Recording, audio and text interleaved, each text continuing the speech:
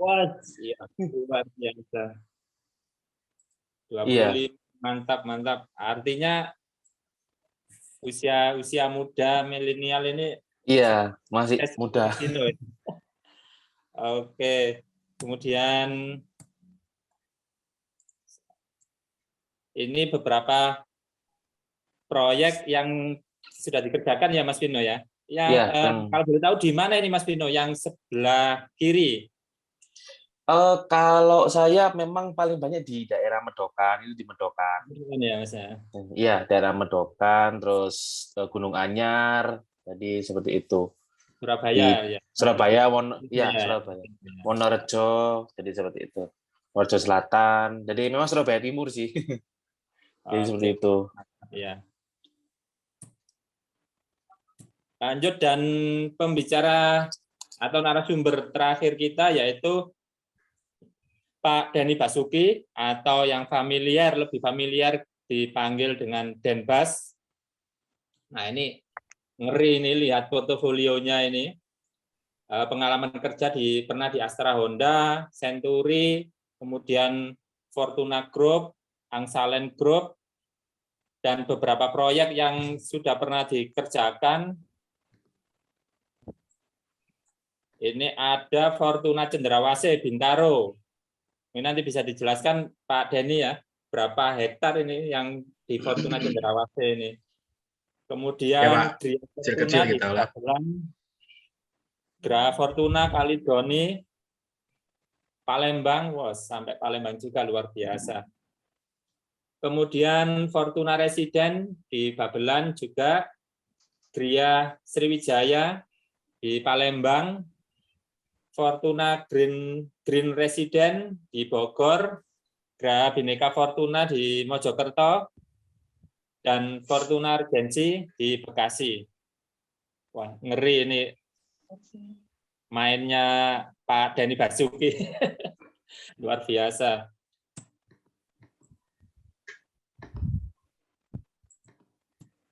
Kemudian, nah ini contoh beberapa proyek yang sudah beliau kerjakan. Ini kalau boleh tahu di mana ini Pak Basuki? Ini Pak di Denny. Babelan, Pak. Ini di Bekasi. Ini yang Fortuna Residence Bekasi. Oh, yang Fortuna Residence. Luas berapa hektar Pak ini Pak? Kita kebetulan nggak terlalu besar, Pak. Yang besar-besar kita malah ada di luar pulau, di atas 1 hektar. Kalau ini sekitar 7.000-an ya. 7.000 ya. Sekitar Komersial? 7.000. Komersial Pak? Komersial. Wah, mantap. Mudah-mudahan nanti kita akan banyak belajar dari pengalaman-pengalaman praktisi dari Pak Denny Basuki. Kemudian ini juga foto beliau bersama siapa aja ini Pak? Dan proyeknya di mana itu, Pak? Ini di Fortuna Green Residence ada di Bogor. Di Bogor. Kebetulan ini dengan Kacap ya, Kepala Cabang Bank BTN. Wah, mantap. Sedang ada kunjungan seperti itu. Oh, ya luar biasa. Termasuk yang Gra Bhinneka Fortuna itu Pak ya, yang ini ya 1 hektar lebih ya Pak ya, yang di Ya, yang di Jakarta itu ya. Fortuna. Baik. Betul. Ya, baik, terima kasih. Tadi beberapa narasumber yang nanti akan menyampaikan, yang akan sharing teman-teman ya, lebih detail tentang mini cluster atau kawasan, mana yang lebih menarik. Nah, menariknya ini menarik apa aja? Menarik perizinannya, menarik kecepatan selesainya, atau menarik profitnya. Nanti mereka-mereka lah yang akan menyampaikan detailnya. Saya menyapa juga ini beberapa teman-teman kita yang sudah hadir. Ada Mas Iman Nur dari Lampung. Halo Lampung, Assalamualaikum. Selamat malam Mas Nur.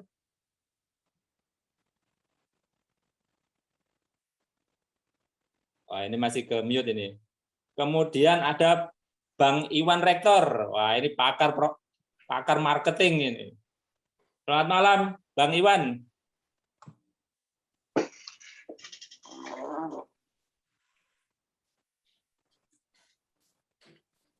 Kemudian ada juga Suhu Aryo, Pak Aryo juga ikut itu, Pak. Aryo Diponegoro pakarnya ini. Dulu saya mulai. Pak, Suhu, ampun Suhu. Selamat malam Suhu, assalamualaikum. Kemudian belajar dari bukunya Pak Aryo ini kita. kalau bisa nomor 2, ngapain harus nomor 1 ya, Mas Aryo ya. Jadi saya bolak-balik membaca terus, Mas Aryo, tidak pernah bosan-bosan untuk mengingat terus buku-buku ininya, ilmunya. Kemudian ada juga ini coach kita ini, Mas Teddy. Assalamualaikum Mas Teddy, malam Mas.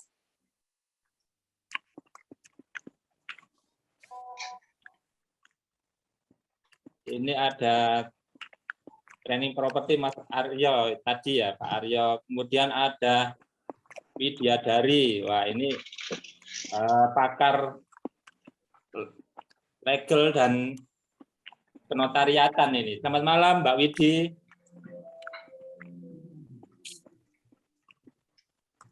Baik teman-teman semuanya, saya tidak panjang lebar lagi. Segera kita ini ya, saya beri kesempatan kepada masing-masing narasumber untuk menyampaikan materi atau tema yang kita diskusikan malam ini, yaitu mini cluster atau kawasan, mana yang lebih menarik. Kepada Pak Andi, saya persilakan Pak Andi untuk lebih dulu menyampaikan pengalamannya, Pak Andi. Baik, Pak.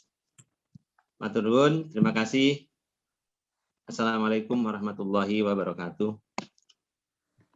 Selamat malam kepada teman-teman semua, bapak-bapak, ibu-ibu sekalian. Nah, perkenalkan, nama saya Andi Sudantuso, yang kebetulan pada malam hari ini diberi kesempatan untuk bercerita. Saya tidak menggurui, tapi bercerita, Pak Kan, dan bapak-bapak semua. Kebetulan saya memulai properti itu mulai mungkin kurang lebih 3 tahun yang lalu. Agak lambat memang, karena background saya adalah sipil dan banyak bergerak di bidang, sebelum masuk properti, banyak bergerak di bidang ekonomi makro. Artinya saya sebagai kontraktor khusus spesialis yang PMA, bukan yang pemerintahan, PMA, tapi yang membangun factory, khusus factory. Ya, kebetulan kliennya adalah klien asing, sehingga saya keenakan, Pak. Keenakan, dan baru terjun 3-4 tahun terakhir ini, sehingga saya betul-betul tertarik di bidang properti karena berbeda dengan bidang yang saya geluti sebelumnya. Mudah-mudahan cerita saya ini bisa memberikan inspirasi kepada teman-teman dan bapak-bapak ibu sekalian, sehingga yang baik-baik saja dari saya pribadi dan tim saya khususnya, monggo diambil, yang kurang berkenan atau yang kurang baik, monggo ditinggalkan. Baik bapak-bapak, ibu-ibu, dan teman-teman semuanya, tidak panjang lebar karena waktu yang diberikan kepada kami itu adalah sedikit, karena banyak di belakang saya ada narasumber. Saya akan memulai karena temanya adalah tema mini cluster, maka saya akan membahas mini cluster. Baik, sebelum saya masuk ke praktisi yang dilakukan setiap hari, maka pengertian cluster dulu, Pak. Jadi pengertian dari cluster itu adalah sebenarnya hampir sama dengan mini kawasan, atau orang menyebutnya townhouse.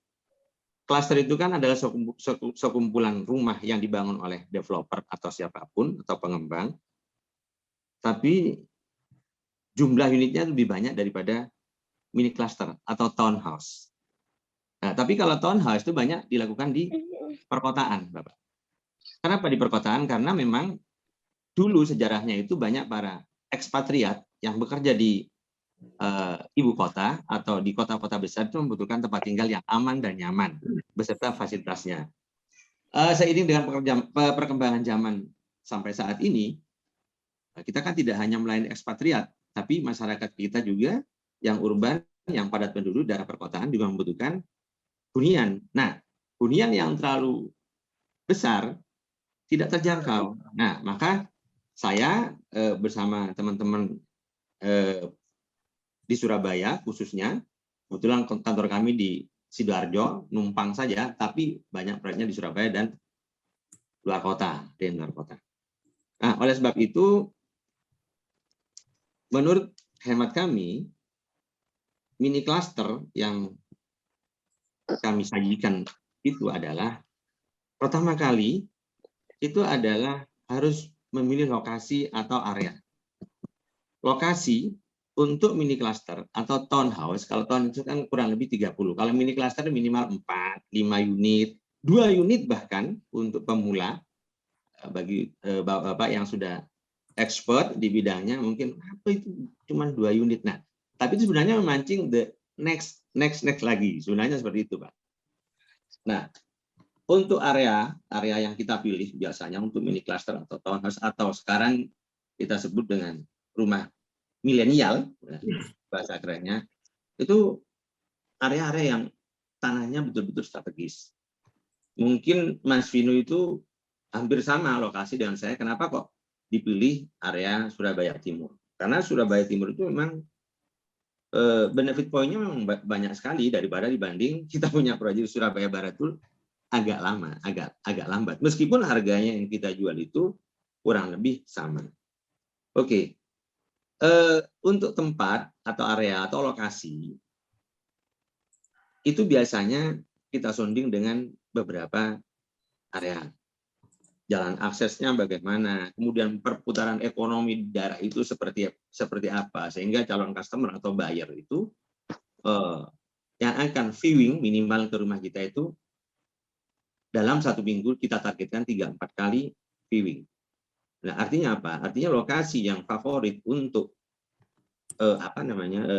kita bangun pilih mini cluster itu adalah spot-spot tertentu memang. Ya mungkin Mas Vino tahu lah, sangat tahu beliau. Nah, dengan adanya tempat yang memadai, kemudian strategis, banyak benefit point di antara sekitarnya, maka kita akan membuat segmentasi terhadap perumahan yang akan kita bangun. Biasanya kami memulai yang mini cluster itu secara tidak sengaja, secara kebetulan, kita selalu memilih untuk amannya, safety, itu di dalam perumahan. Kenapa kok di dalam perumahan? Karena fasilitasnya sudah tersedia semua, Bapak Ibu. Perumahan, di dalam perumahan, mini cluster itu ada pasti one gate system. Biasanya seperti itu dalam perumahan. Tentunya perumahannya kan itu ada yang segmennya yang low, middle, kemudian yang high end. Ada sekarang lagi dibuka yang segmen yang menurut saya sih agak tinggi, high lah katanya, rumah mewah. Kemudian security sudah pasti ada. Security sudah pasti ada. Karena kita di dalam perumahan, kemudian minimal rumah yang kita bangun minimal 4. Minimal 4. Kalau 2, Pak, ya tidak apa-apa. Tidak ada masalah. Saya juga pernah berpengalaman membangun 2 unit rumah, hanya 2 unit rumah. Tetapi jalan aksesnya tidak memenuhi. Cuma saya siasati bagaimana kita supaya bisa jual dengan jalan akses yang kurang lebar. Biasanya di Surabaya itu kan minimal 6. Karena kalau 6 itu mobil itu bisa dua mobil, row-nya 2 mobil daripada kita 3 meter. Pernah juga kita mengalami yang 3 meter dengan harga jual yang agak fantastis. Ya, alhamdulillah laku. Nah, apa yang kita siasati untuk jalan yang kecil? Nah, saya siasati dengan tiga kategori rumah ya, yang saya bangun di daerah-daerah tertentu. Bagaimana cara membedakan dari ketiga itu? Yang pertama, segmen pasar yang kita bidik itu siapa? Kemudian, apakah masyarakat umum atau para orang-orang yang kaum milenial yang baru nikah, yang bekerja tetapi belum nikah, mempunyai penghasilan cukup, kemudian lingkungan sekitarnya seperti apa? Yang terakhir otomatis adalah desain kita. Desain fasad, desain denah itu harus betul-betul memberikan kenyamanan bagi calon buyer. Nah, rumah yang sedang kita kembangkan itu adalah di sini sekarang, seperti yang saya ketemu dengan Bapak Solekan, itu adalah rumah yang lagi booming, itu rumah tipe maisonette. Maisonette itu adalah rumah yang lebarnya 4, bahkan ada yang 3,5 kali 8. Itu kita lagi memang kita kerjakan. Istilah lain itu adalah landed apartemen, seperti yang beberapa developer besar sudah melakukan itu. Ada bahkan yang bikin 4x4, Bapak. 4x4, 2 lantai. Harganya kalau kita compare dengan rumah-rumah yang normal, itu jauh lebih tinggi per meter square-nya dibanding daripada harga rumah yang pada umumnya 612 misalnya, atau 517 kalau Surabaya. Saya ngomongnya Surabaya, Pak. Saya tidak melebar ke daerah lain. Karena saya akan bercerita apa yang kami kerjakan. Saya ngomong Surabaya. Surabaya kenapa kok bisa 3,5, bahkan 3 ada. Saya pernah menemui rumah 3x7. 3x7 laku, real, fakta. Saya bisa tunjukin. Cuman saya belum, Pak, kalau lebar 3. Agak bingung saya desainnya kalau lebar 3. Kata orang Jawa, gak mentolo, Pak, ngedesain. Tapi kalau 4, insya Allah saya akan launching, mungkin 3 bulan yang akan datang, akan saya launching 2 lantai. Nah, yang kedua, itu adalah rumah yang tipe pada umumnya 612, kalau di Surabaya itu 5 mungkin kali 14, 5 kali 17, 5 kali 20. Itu adalah rumah-rumah yang umum dibangun dan banyak lah. Mungkin Mas Vino sangat tahu betul karena beliau adalah pemain di Surabaya Timur. Rumah yang pada umumnya itu adalah rumah-rumah yang harganya sudah terpatok kurang lebih sekian, dan itu menjadi rahasia umum, kurang lebih kalau harga yang umum ini sekian, kalau 2 lantai masih sekian, tidak akan lebih dari itu. Ringnya ya paling naik turunnya itu kurang lebih 10% setelah saya amati itu. Tidak mungkin akan lebih mahal 20% dari harga jual pasar. Kenapa? Loh, kalau misalnya dia menawarkan 20% dari pasar, berarti rumah itu ada sesuatu yang ditawarkan kepada calon user atau buyer. Ada spesifik yang tidak pada umumnya yang dimiliki oleh bangunan yang lain. Yang ketiga, itu adalah bangunan yang mewah yang pernah kita kerjakan itu 12, 25 dan Usada itu kan ya seperti itulah, mungkin Bapak tahu rumahnya. Harus mempunyai kesabaran yang tingkat tinggi kalau rumah-rumah yang high end, karena memang permintaannya macam-macam dan kadang-kadang review desain di tengah jalan banyaklah, kompleks. Cuman saya senang, Pak, dirui orang. Saya senang membuat calon user atau buyer saya itu puas, bahagia. Itu adalah kenikmatan yang tidak bisa tidak bisa dituangkan dengan kata-kata, bahkan dengan nilai uang. Begitu buyer kita itu senang terhadap desain, dia involved di dalamnya, itu adalah kebahagiaan tersendiri bagi kami. Nah, setelah desain sudah terbentuk, kemudian rumah sudah terpilih untuk daerah-daerah tertentu di mini cluster, kita tinggal pelaksanaan pembangunan. Pembangunan itu kan bisa kita kerjain sendiri mungkin, atau disubkonkan kepada subkon yang terpercaya, yang sudah mempunyai nama, yang tidak ribet dan sebagainya, baru kita pasarin kepada agent atau direct marketing dari staff-staff kita. Mungkin itu Pak Solekan dari saya, cerita saya, bukan ilmu, jadi cerita saya. Jadi memang mini cluster itu satu, tidak seperti cluster yang kita punya di luar kota, kurang lebih 1 hektar. Kalau one location itu menurut saya ya artinya yaitu. Tapi kalau mini cluster itu kan kalau banyak tempat, misalnya sampai 12 atau 6 lah. Kalau saya banyak 6 tempat yang mungkin ya antara 4 sampai 10 unit rumah itu jauh lebih menyenangkan menurut saya pribadi, karena setiap lokasi itu mempunyai tantangan yang berbeda-beda, baik dari teknis maupun non teknis serta pendekatan kepada masyarakat sekitar. Nah, itu yang saya suka. Jadi benefit point-nya itu mungkin kalau kawasan enaknya kalau besar ya kerjanya sekali, habis itu manen terus. Tapi kalau mini cluster karena kecil-kecil mungkin 4 sampai 10 unit, ada beberapa lokasi, ya kita harus rajin-rajin untuk mendekati masyarakat sekitar supaya tidak timbul ria, tidak timbul macam-macam, sehingga kita butuh pengawasan yang ekstra ketat. Bukan berarti yang cluster tidak butuh pengawasan ekstra ketat, cuman menurut saya yang mini cluster yang banyak di beberapa tempat itu lebih menyenangkan, tidak jenuh. Seperti kita kalau bapak-bapak dan ibu-ibu suka mengajar, baik itu guru maupun dosen, dia akan ketemu dengan mahasiswa yang setiap tahun dia akan selalu berubah. Sama juga dengan mini cluster, yang di setiap lokasi itu pasti permasalahannya berbeda-beda. Nah, mungkin itu dari saya. Kalau masalah profit itu relatif. Kita tujuannya apa? Kita tujuannya adalah, kalau saya pribadi itu adalah menyediakan rumah bagi orang yang membutuhkan, dan itu adalah bagian dari ibadah saya sebagai pribadi. Side effect dari menyediakan rumah untuk orang-orang yang butuh itu adalah profit.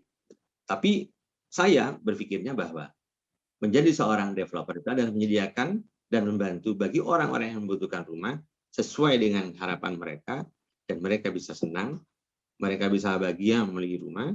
Itu menjadi kepuasan tersendiri bagi saya pribadi dan staf kami.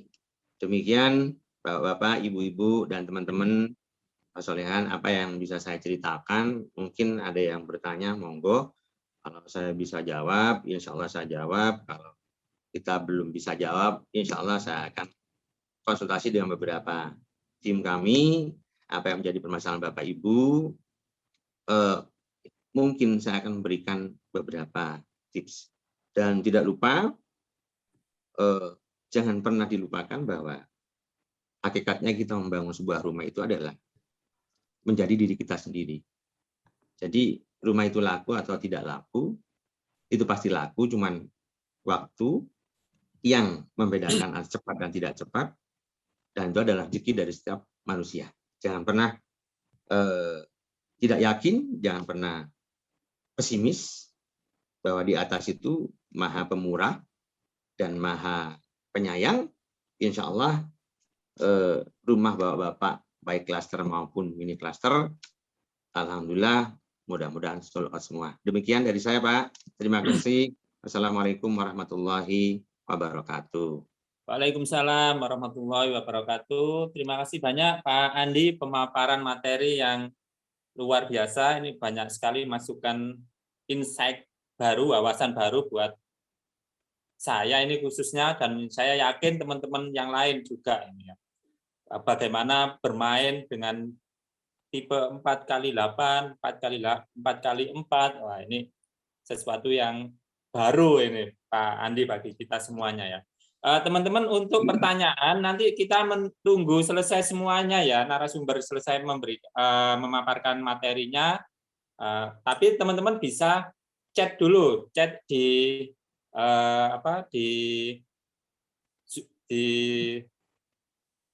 bisa chat, nanti saya bacakan di akhir sesi ya, setelah semua narasumber menyampaikan materinya.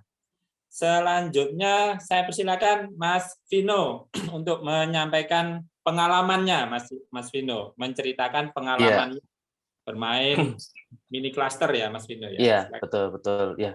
Selamat malam semuanya. Ya, jadi di sini kemarin saya diundang. Kebetulan saya di sini yang paling muda ya, masih umur 25. Mungkin di sini sudah pada susu semua. Nah, ini mungkin saya mewakili anak muda ya, jadi kebanyakan mewakili milenial, Mas Vino ya. Milenial, ya. Jadi mewakili milenial itu kebetulan saya sepantaran kok kita, Mas Vino. Iya, kelihatan muda ya Pak ya. Tak apa-apa. Pak Andi, ketawanya nggak enak Pak Andi.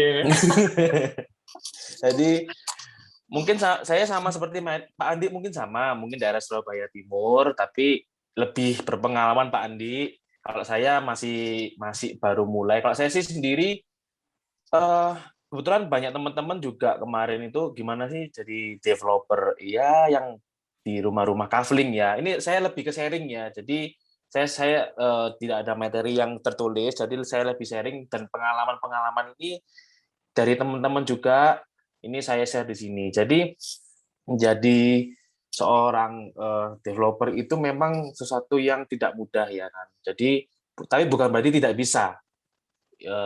Jadi dari awal memang basis saya itu bukan kontraktor, bukan orang sipil, bukan di bidang properti. Saya memang lulusan IT ya kan, programmer di belakang layar ya kan. Tapi namanya anak muda waktu itu ya butuh uang saku, jadi sehingga awalnya saya jadi agent properti dulu. Agent properti ya selama 3 tahun saya jual rumah dan lain-lainnya, memahami perjanjian di notaris. Jadi seluk-beluknya perjanjian di notaris mulai IJB, AJB, PPJB, kuasa menjual dan lain-lainnya. Di situ cari pengalaman dulu sih. Kalau untuk anak-anak muda ini ya, kadang-kadang ada ambisi yang oke, aku mau jadi developer yang ini. Banyak ada teman-teman saya seperti itu, tapi mereka lupa sama prosesnya dulu. Jadi dulu saya nggak langsung jadi developer yang besar, tapi jadi benar-benar yang kecil dulu ya, jadi agent properti. Nah, memang fokusnya saya di daerah Surabaya Timur sih, ya kan. Mungkin teman-teman yang di sini Surabaya Timur mungkin ada beberapa juga, termasuk Pak Andi. Nah, awalnya saya jadi agent properti itu 3 tahun, terus namanya saya mencoba ya kan, satu kafling dulu, ya satu kafling saya bagi 2, itu kebetulan di daerah Medokan Sawah Timur, mungkin Pak Andi tahu daerahnya. Nah, saya coba memang awalnya itu tidak mudah, jadi kenapa sih dari bawah itu kita menyesuaikan kapasitas kita. Kita menjadi seorang leader, jadi seorang pemimpin memang itu berbicara sebuah kapasitas. Nah, kapasitasnya saya menyesuaikan dulu. Saya coba bangun satu rumah, ya kan. Satu rumah itu memang awalnya tidak mudah, ya kan. Kita yang pertama itu dari awal itu saya tahu bahwa kita harus lengkap dulu mengenai listing tanah, ya kan. Kita harus membandingkan pasar dulu, tanahnya ini gimana, sertifikatnya benar apa tidak, SHM, petok, kita harus benar-benar detail di situ. Nah, yang kedua itu kita masalah negosiasi, karena saya berawal dari jujur aja tanpa modal ya, jadi bondo nekat dulu, ya kan, bondo nekat, dan saya punya pengalaman marketing penjualan rumah, ya kan. Nah, dari situ saya coba dari sisi customer, saya negosiasi untuk pembayarannya, cash bertahap dan lain-lainnya. Terus yang dari sisi saya ke pemilik tanah, saya negosiasi mengenai termin pembayaran.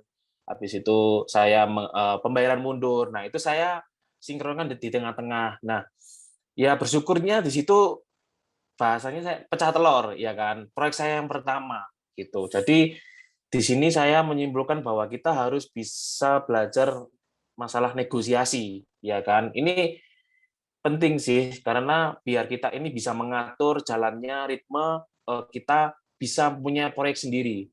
Jadi seperti itu, kita berawal dari saya jadi agent properti, ada naik kelas sedikit lah, bisa bangun rumah satu.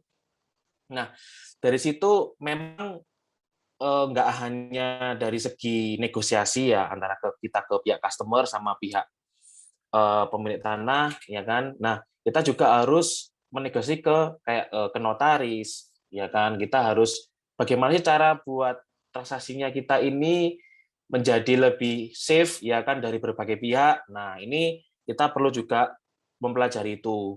Nah, kalau saya biasanya, kalau dulu ya jujur aja ini, saya karena tanpa modal bener nih. Ya paling modal pulsa, modal bensin, modal iklan aja. Nah, saya perjanjian itu saya nggak pernah balik nama ke atas nama saya sendiri, sertifikat itu. Jadi saya pembayarannya karena mundur, saya buat PPJB dulu sama kuasa menjual. Kebetulan saya kebanyakan waktu itu customer saya kan cash semua, jadi kita bisa ngatur, jadi seperti itu.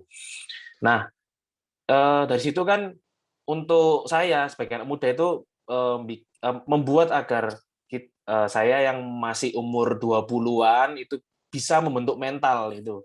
Itu yang paling penting sih untuk anak milenial sekarang itu kadang-kadang ambisinya yang mungkin masih kepingin gede gitu, tapi kita harus bentuk mentalnya dulu. Terus yang kedua itu kita juga perlu ngecek ombak dulu pasarannya daerah Surabaya Timur itu gimana, ya kan? Kita harus survei dulu. Oh, customer itu ternyata untuk mini cluster bangun 1, 2 atau bangun 5. Kebetulan saya paling banyak satu lokasi saya bangun 10, ya kan? Itu saya menyesuaikan kebutuhan customer. Jadi kebutuhan customer itu kadang-kadang saya pernah bangun desain yang sama.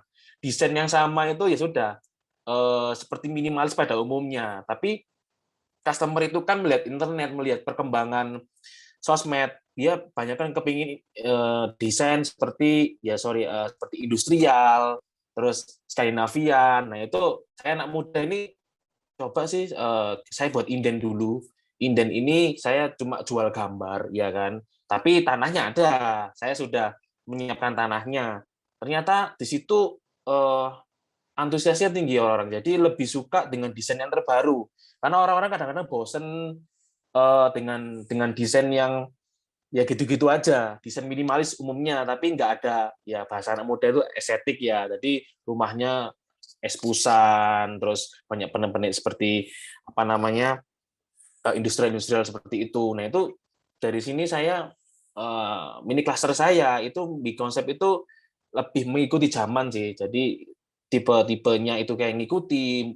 Terkecil saya pernah bangun 4x8. Itu saya pernah bangun 4x8. Memang kalau Pak Andi mungkin paham di daerah Medokan itu kan tadi kecil-kecil gitu, Pak. Kecil-kecil saya bagi-bagi 4/5 gitu buat 2 lantai, tapi dengan desain yang compact ya. Jadi dengan desain yang kita buat itu orang suka. Jadi seperti itu. Nah,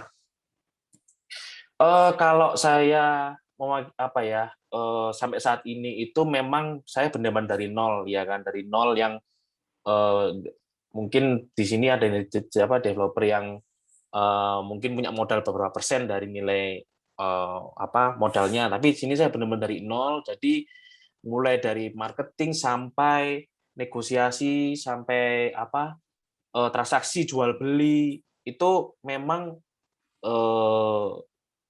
harus kita pelajari satu persatu.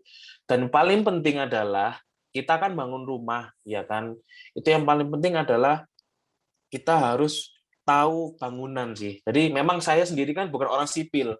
Jadi jujur aja saya beberapa kali ya ini asam garamnya developer ditipu kontraktor, ditinggal lari, kita udah bayar termin lari, bangunannya hancur dan lain-lainnya. Nah, seorang developer memang perlulah harus sedikit tahu bangunan itu bagaimana. Itu sehingga dari saya belajarnya bangunan itu, saya bisa bikin tim kontraktor, saya bisa bangun rumah, pekerjaan lain tuh bangun rumah pribadi, ya kan, renovasi rumah dengan ya saya dengan kontraktornya itu saya di situ tujuannya bantu orang, ya kan, yang ingin bangun rumah tapi budgetnya minim, kita bisa menyesuaikan. Jadi seperti itu. Nah, untuk pesan-pesan saya itu kalau ingin jadi seorang developer yang tanpa modal, benar-benar kita harus dari nol. Ya, bisa tahu. Jadi permasalahan developer itu kompleks sekali. Jadi benar-benar ya makan perasaan, ya kan, customer komplain, dan kita kalau dari nol kita bisa menyelesaikan satu persatu masalah-masalah di situ. Mulai dari perjanjian, notaris, mulai dari segi bangunan, mulai dari segi manajemen. Nah, itu saya di sini umur 25 ya puji Tuhannya saya bisa memimpin sebuah grup yaitu Finance Project. Jadi seperti itu. Itu dari saya.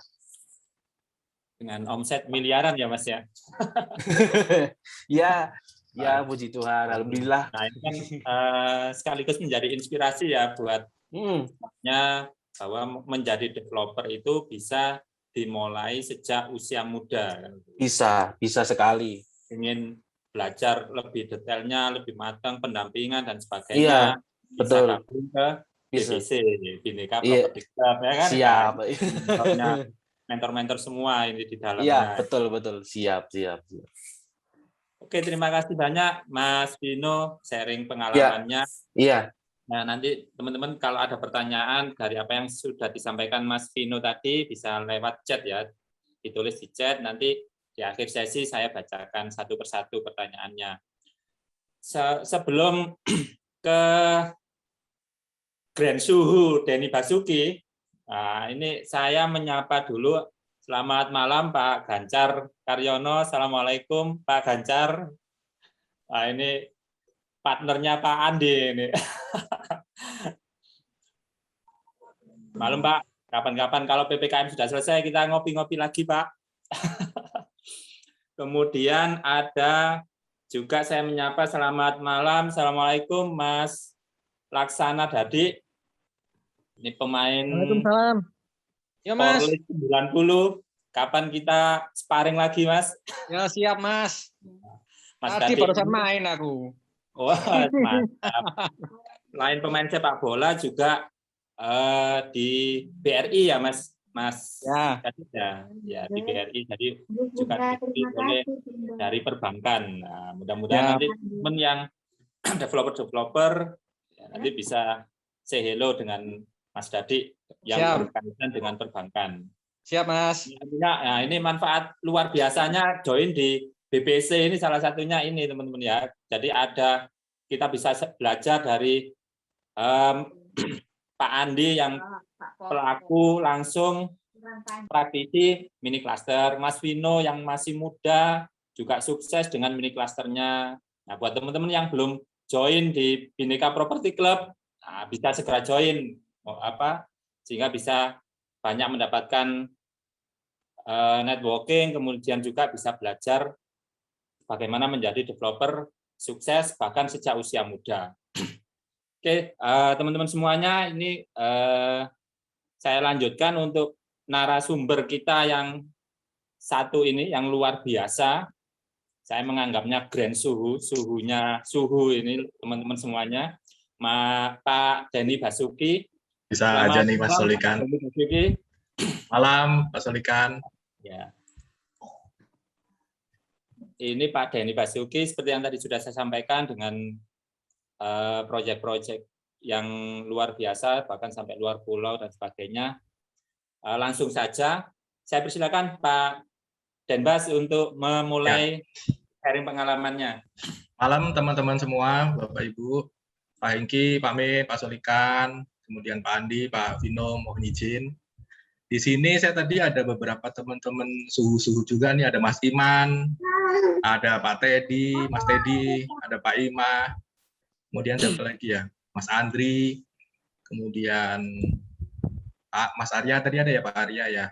Mas Aryo, Kemudian Pak Aryo di Ponegoro. Kemudian teman-teman yang lain, mohon izin, satu guru satu ilmu, tolong dibantu ya. Oke, saya rasa perkenalan cukup lah ya. Tadi udah diperkenalkan di awal. Saya langsung ke materi aja ya. Ya, karena ini materinya lumayan banyak, saya ada sekitar 30 slide ya. Jadi mungkin bisa 1 jam lebih nih.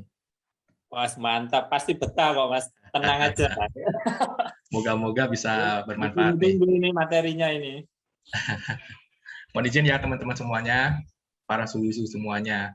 Nah, selamat malam semuanya. Di sini saya mau sharing apa yang sekiranya saya alami, yang sudah saya kerjakan, dan teman-teman sekalian juga, teman-teman saya yang sudah kerjakan juga. Jadi saya juga berawal dari klaster mini klaster gitu. Jadi tidak di sini sharing saya tidak mengecilkan ini klaster dan klaster-klaster yang kecil ya, dalam artian kita sepakati bahwa mini klaster itu katakanlah 10 unit ke bawah ya. Kalau yang klaster itu mungkin di atas itu. Jadi langsung aja pertama yang saya rasakan dalam saat saya mengembangkan mini klaster dan klaster yang menjadi perbedaan pertama adalah kalau di klaster itu fixed cost-nya tinggi, biaya tetapnya tinggi. contohnya adalah manpower. Manpower di dalam klaster itu biasanya langsung semuanya ada. Jadi setiap fungsi di dalam perumahan itu biasanya ada kan, misalkan KPR ada orang tersendiri, finance ada orang tersendiri, kemudian orang teknik ada sendiri, kemudian orang finance ada sendiri, orang perizinan ada sendiri. Nah, itu di dalam klaster biasanya begitu. Ya. Kemudian selain itu produk desain, produk quality, dan SOP-nya itu biasanya sudah tersetting, teman-teman. Jadi desain tertentu, misalkan contoh paling gampangnya adalah kita ingin mendesain suatu perumahan atau kawasan di dalam klaster itu menggunakan arsitek yang arsitek pasti ada grade-nya ya, grade A, grade B, atau grade C, misalkan begitu. Otomatis biayanya lumayan juga kan, benar nggak? Nah, kalau di dalam klaster itu kemungkinan bisa kita menggunakan arsitek yang kelas A, kelas B.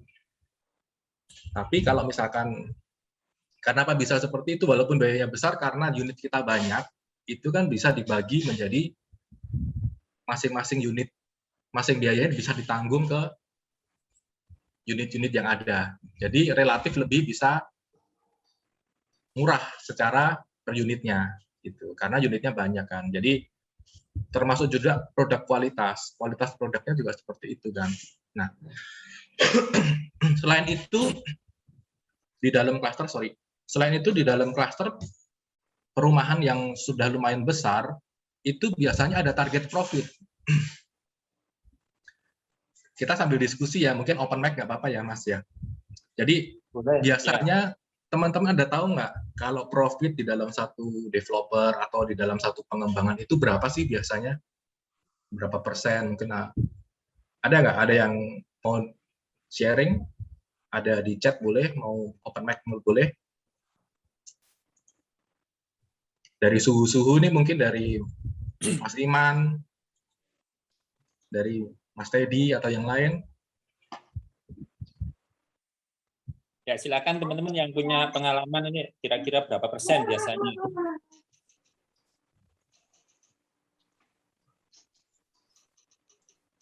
Ada pengalaman nggak? Atau mungkin ada target tertentu? Malu-malu ini, Mas. Masih malu-malu. Nah, biasanya sebelumnya Mas, slide sebelumnya. Nah, biasanya itu profit target itu bisa 20%, bisa 30% tergantung dari masing-masing developer. Nah, kalau di mini cluster, target profit itu adalah relatif. Betul kata Pak Andi tadi. Ada orang yang dapat profit 30% masih kurang. Ada yang 20% masih marah-marah. Ada yang dapat profit 5% udah bersyukur banget, ada juga. Ya kan? Nah, memang betul, Pak.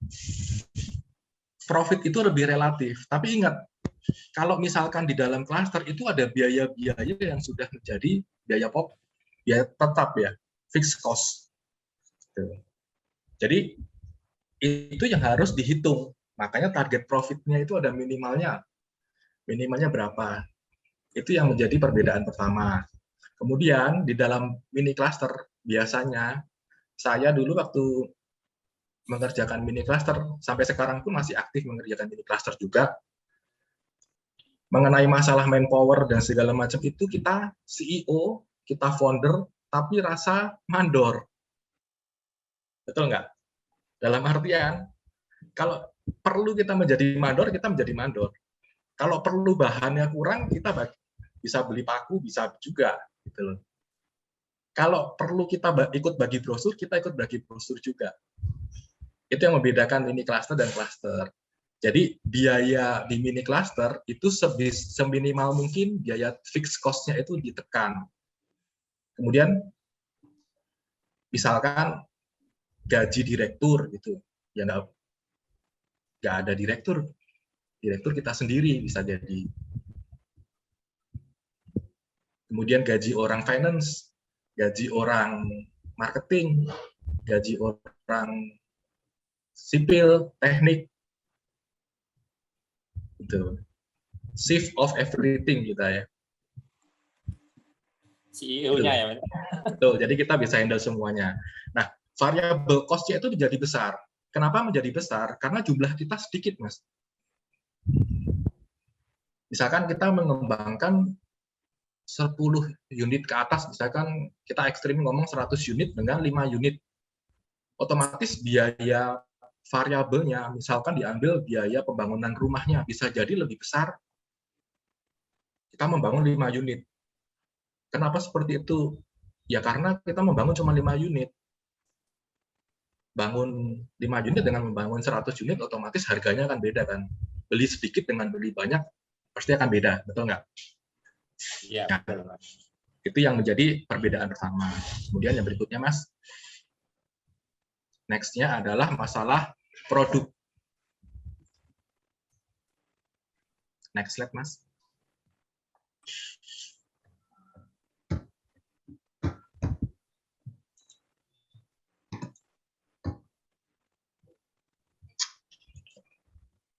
Ya. Nah, di dalam klaster yang besar, biasanya kita membuat konsep itu dengan lebih baik. Kita bisa bikin konsep itu lebih lengkap. Karena apa? Ya karena memang luas. Karena memang areanya besar gitu. Kalau di dalam mini cluster kita lebih simple, Pak. Karena keterbatasan lahan. Biasanya kalau di sini saya sebutkan konsep di dalam mini cluster itu apa yang bisa dibangun, bukan apa yang akan dibangun gitu. Jadi misalkan kita punya lahan 1 hektar atau katakanlah 5 hektar gitu ya. 5 hektar kita bisa, di dalam satu kawasan 5 hektar itu paling tidak perlu adanya tempat wisata atau hiburan. Kemudian ada tempat sarana untuk olahraga. Kemudian ada sarana ibadah. Kemudian ada jogging track. Mungkin ada taman dan segala macam ya. Misalkan kita bikin danau kecil. Nah, di dalam satu kawasan gitu ya, Mas ya, semacam gitu ya. Betul, dalam satu kawasan itu kita lebih bisa konsepnya lebih lengkap gitu. Kalau di dalam mini cluster, di dalam kawasan kita bisa bikin danau mungkin ya. Kalau di dalam mini cluster mungkin ini danau, cuman kolam ikan mungkin bisa ya. Atau mungkin kita taman, tapi ternyata cuman pot-pot doang atau taman di dalam perumahan, di dalam rumah-rumah tersebut. Jadi itu yang membedakan. Nah, ini yang penting. Yang kedua adalah ini yang saya buka-bukaan ya. Jadi sebenarnya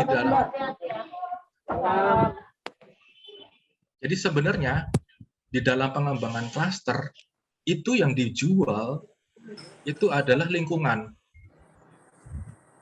Yang dijual itu kawasan. Yang dijual itu adalah environment-nya, atau misalkan kita beli rumah mungkin bisa sama gitu, bentuk rumah bisa sama, tapi fasilitas di dalamnya, kemudian lingkungan yang terbentuk atau lingkungan yang di-create itu bisa berbeda. Nah, developer besar atau klaster-klaster besar ini dia mengembangkan kawasan, dia mengembangkan lingkungan yang sekiranya bisa dijual. Beda dengan mini cluster. Kalau mini cluster itu yang dijual adalah apa? Rumah. Kita berbicara mengenai fasad rumah seperti apa. Kita berbicara mengenai layout-nya bagaimana. Kita berbicara mengenai tambahan-tambahannya mungkin aman atau apa dan segala macamnya. Jadi ini yang penting ya. Yang membedakan itu adalah itu. Jadi pengembang besar, misalkan kayak Ciputra, Summarecon, dia mengembangkan itu kawasannya, tidak semata-mata rumahnya. Rumah ya pasti gitu. Cuman kalau mini cluster kita no choice karena memang lahan kita terbatas kan. Jadi otomatis ya kita mengembangkan rumahnya.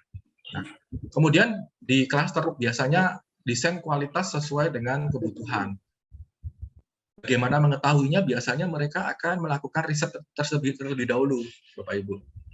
Jadi mereka melakukan market research, studi tentang kebutuhan yang dibutuhkan masyarakat, terutama mengenai rumah di satu kawasan itu seperti apa sih, masuk desainnya dan segala macamnya, kemudian fasilitas dan segala macamnya. Kalau di mini cluster itu justru lebih hebat. Desain dan kualitas rumah itu lebih fleksibel. Karena apa? Karena bisa custom. Ya kan? Bisa custom dalam artian karena kebutuhannya seperti apa. Pernah satu waktu kita membangun itu rumah pertama kamar depan belakang, belakangnya kamar mandi. Rumah kedua kamar, kemudian kamar mandi belakangnya baru kamar belakang. Rumah yang ketiga kamar bisa zigzag dengan diagonal dengan kamar yang lainnya. Kemudian rumah keempat bisa jadi apa namanya dapurnya di depan dan segala macam, carportnya bisa ditukar kiri kanan dan segala macam. Itu lebih fleksibel.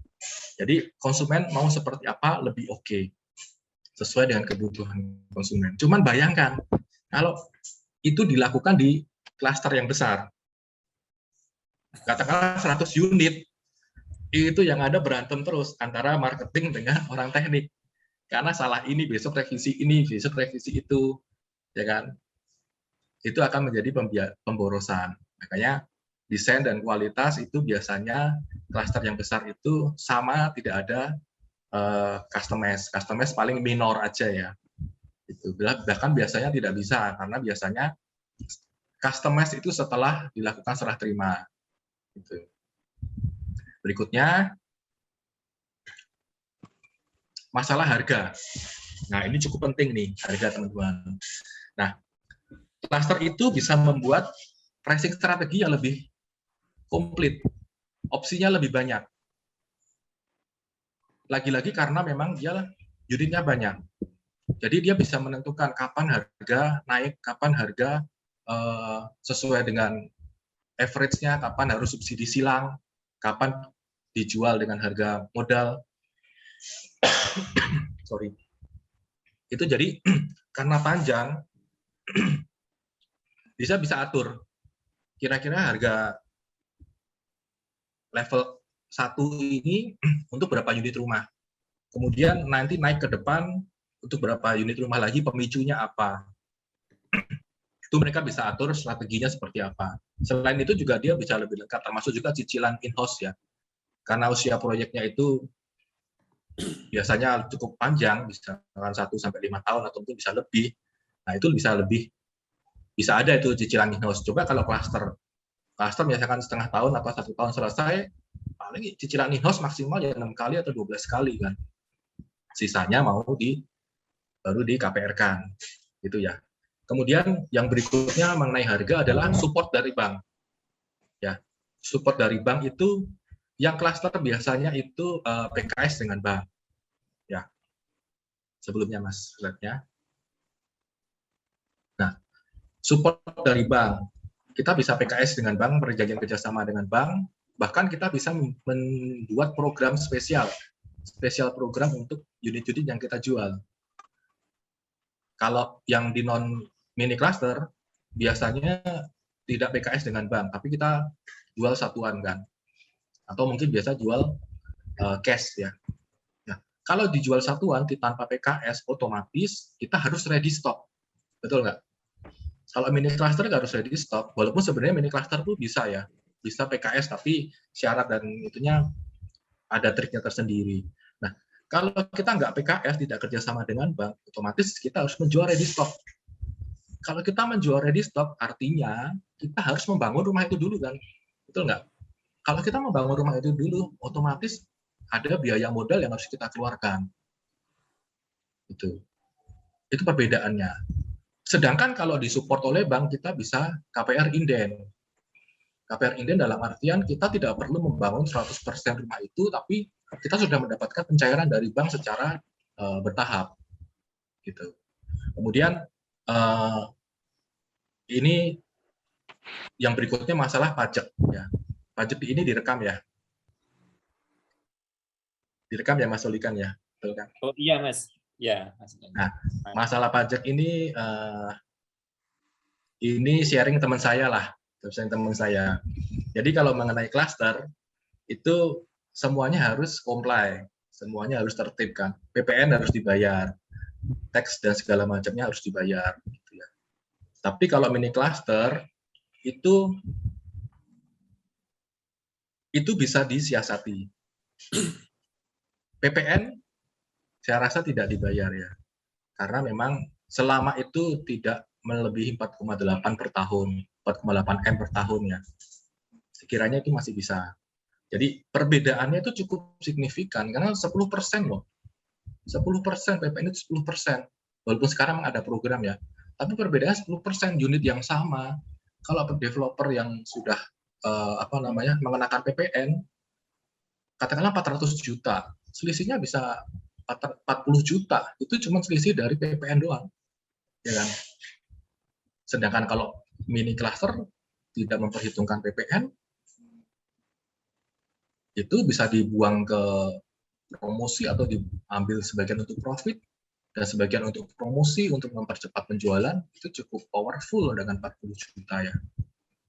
Gitu. Pricing strateginya juga harus hati-hati. Ini teman saya ya, kalau masalah pajak dan segala macamnya kita memang harus comply. Cuman kebetulan ini teman saya yang sharing ke saya gitu ya. Teman saya yang mini cluster. Kemudian pricing strategi itu harus cermat.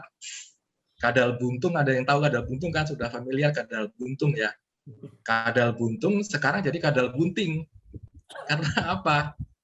Karena yang dibuntungin bukan cuma ekornya doang gitu loh. Bahkan sampai bunting. Artinya apa? Artinya yang kita budgetkan segini itu jadi membengkak beranak gitu loh. Karena kita nggak, pricing strateginya kurang oke.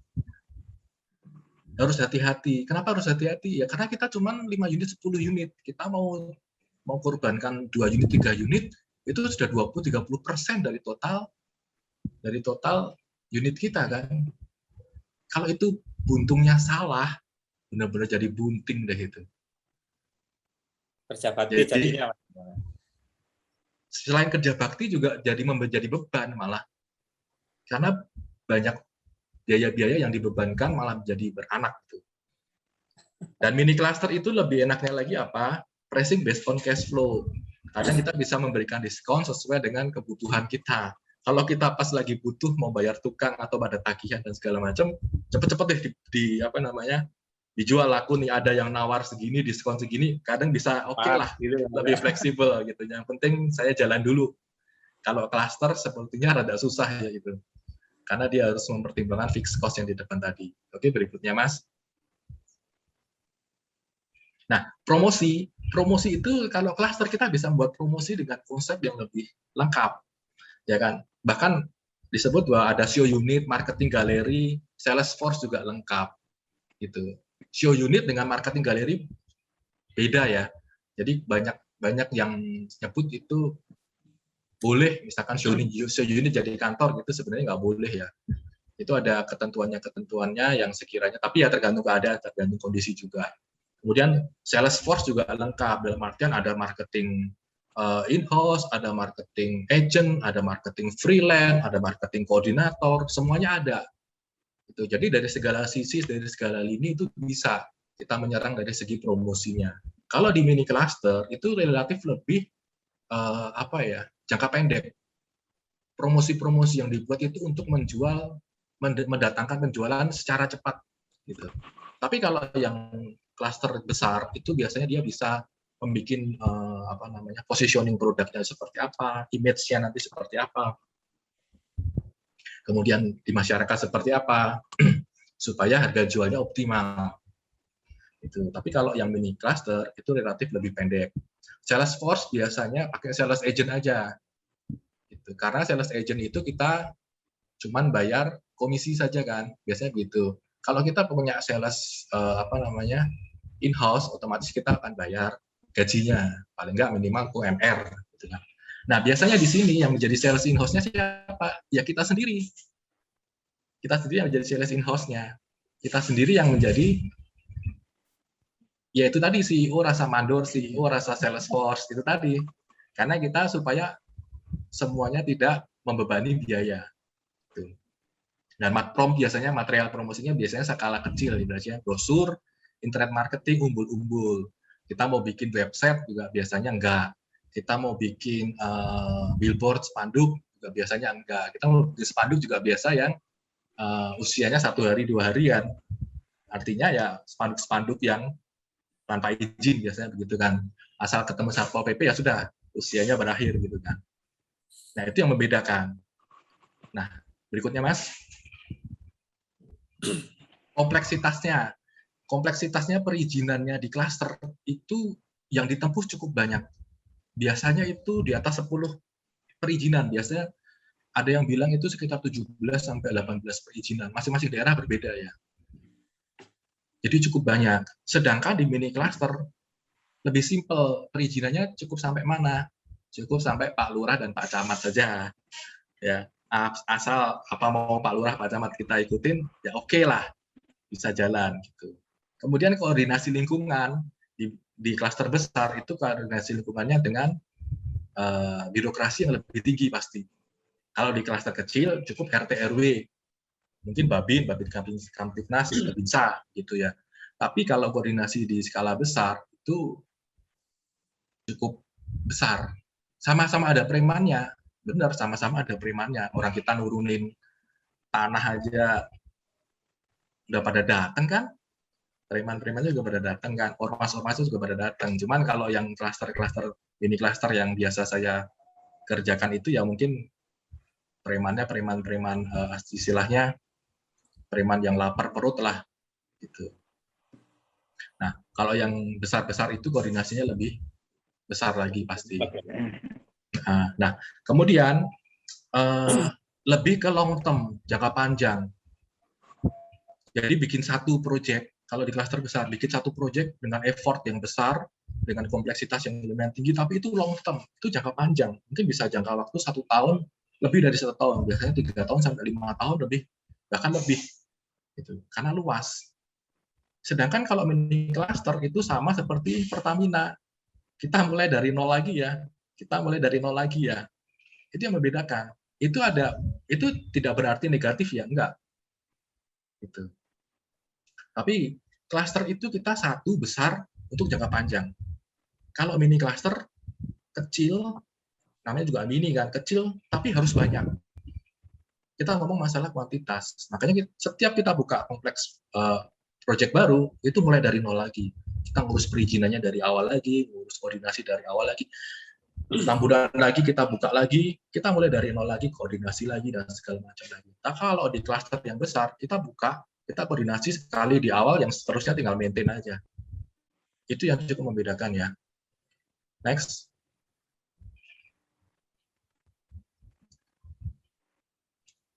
Next, Mas.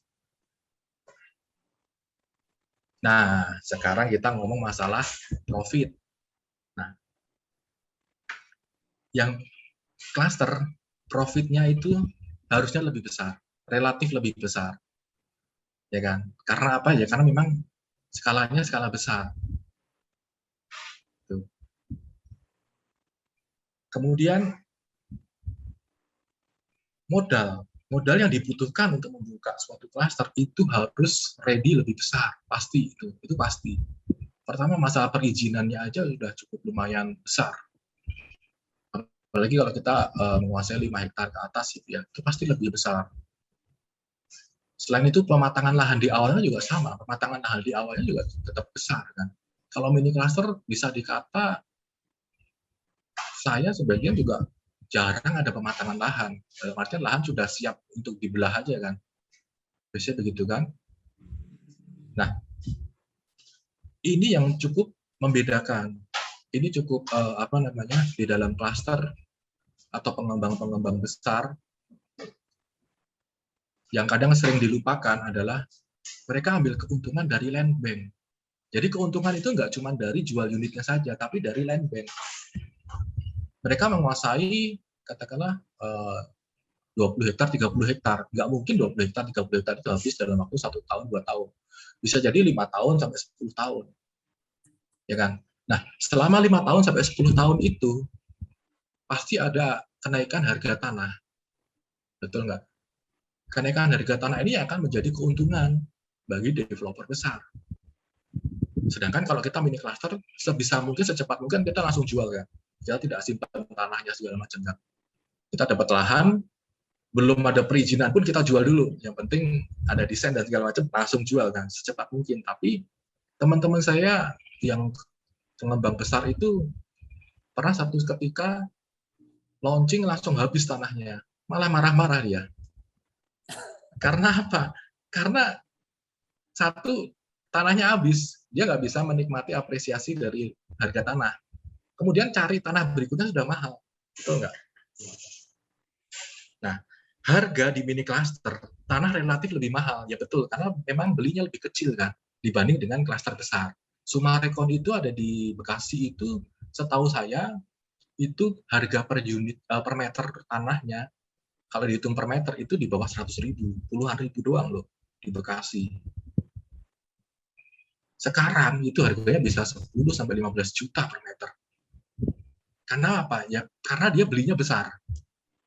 Jumlah besar, lebih luas kan. Dan yang kedua, dia simpan. Dia simpan. Dia beli gak langsung semerta-merta dia jual. Mungkin simpan 10 tahun, habis itu dia kembangin dari 200 hektar misalnya, dia kembangin 20 hektar, otomatis dia buka mall, dia buka segala macam, dia kembangin 20 sampai 50 hektar, otomatis harga akan naik kan, betul nggak? Sedangkan sisa 150 hektar yang belum dikembangin, otomatis akan naik juga. Nah di situ dia mendapat keuntungan dari kenaikan harga tanah. Tuh, jadi harga lahan biasanya lebih mahal kalau kita mini cluster. Cuman mini cluster ini keuntungannya lahan efektifnya bisa lebih besar, KDB-nya bisa lebih besar. Kalau 5 unit itu bisa 100% mungkin. Apalagi kita dapat jalan 0 jalan, itu bisa 100%. Iya. Asalkan panjang ke belakangnya cukup, lebarnya ideal, itu bisa 100%. Artinya apa? Artinya tidak ada jalan yang terbuang. Sedangkan kalau klaster itu paling enggak 60-40 kan. 40 untuk fasilitas. Pada aktualnya mungkin lebih dari 40, mungkin jadi 43 sampai 45. Yang bisa dikembangkan mungkin sekitar 55-57% aja kan.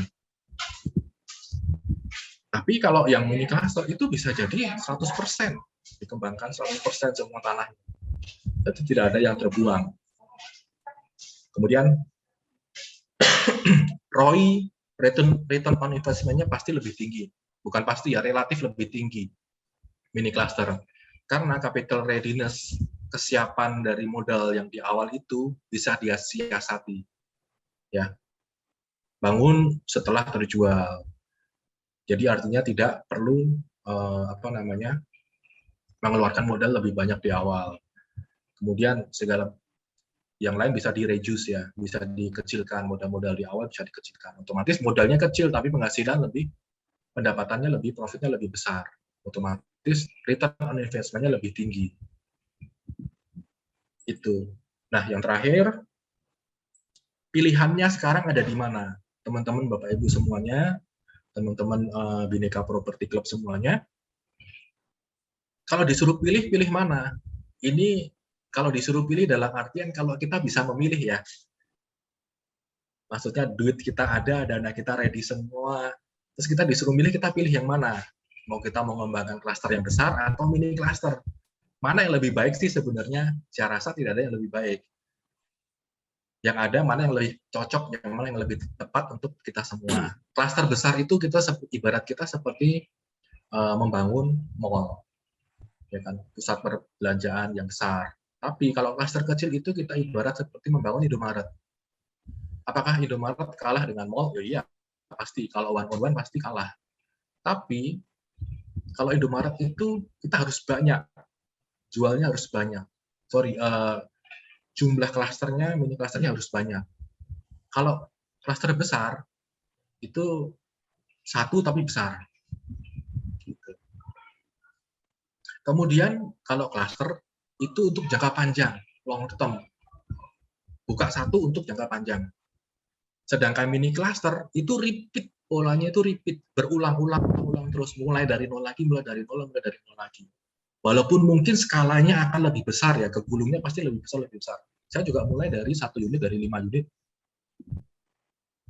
Kemudian semakin besar lagi.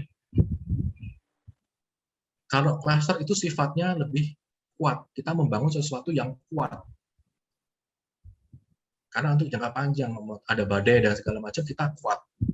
Tapi kalau mini cluster sifatnya agile, lebih lincah, lebih gesit. Gitu. Jadi mau lebih bisa menyesuaikan, beradaptasi dengan lingkungan atau dengan keadaan sekitar, kondisi ekonomi dan segala macam. Sekarang bayangin dalam kondisi yang sekarang kayak misalkan corona atau virus pandemi sekarang ini, kita mau buka perumahan yang skala besar, pertimbangannya pasti mikir-mikir, banyak pertimbangan makroekonomi, kondisi ekonominya seperti apa, stabilitasnya seperti apa. Kalau kita membuka mini cluster, relatif kita bisa atur, kita lebih lincah, kita bisa lebih masuk segala macam kondisi. Sedangkan mini cluster itu lebih kompleks, high risk, high gain. Kalau mini cluster itu lebih simple, low risk, low gain, pasti. Kita main quantity. Low risk artinya apa? Ini tetap mempunyai resiko. Asalkan kita punya pengetahuan yang simple aja mengenai cluster, mengenai pengembangan mini cluster itu cukup.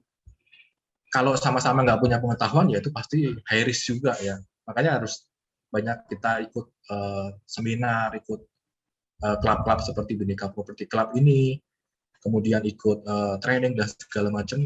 Itu saya rasa untuk menambah pengetahuan. Kalau sekolah untuk developers secara resmi S1 seperti itu sepertinya belum ada deh. Dulu mungkin ada ya di Pasmur, tapi sekarang sebenarnya sudah nggak ada. Itu pun sekolah mengenai tata kota ya, masalah. Jadi relatif lebih simple, resikonya kecil, pendapatannya memang tidak sebesar cluster. Makanya harus banyak. Dan cluster itu biasanya bisa memberikan kebanggaan dan memberikan prestis, gengsi yang cukup.